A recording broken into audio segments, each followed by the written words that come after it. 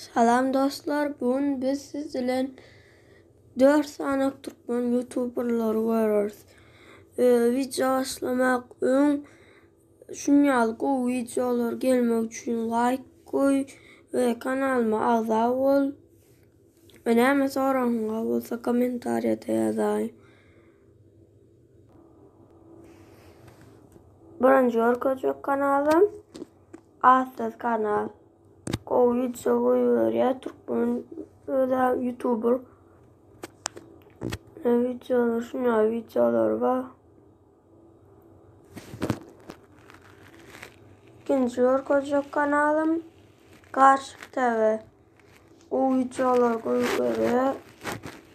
Öldüm ama pek bir saat çekilen şu kanalı. Söyledim.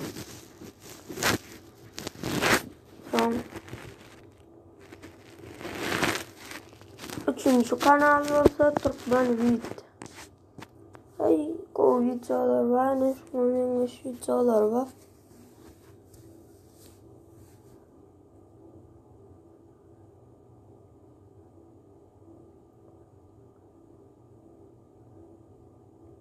Şular.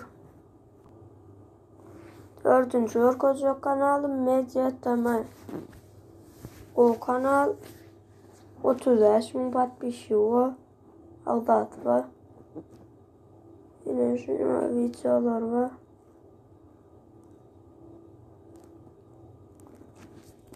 Dostlar şunun bilen videonu tutarım. Kim videonu görürse like koysun. Ve kanalıma abone olun ve nikide ne hilik video açacağımı komentarda yazın. Her sorunuz da olsa. Sağ olun.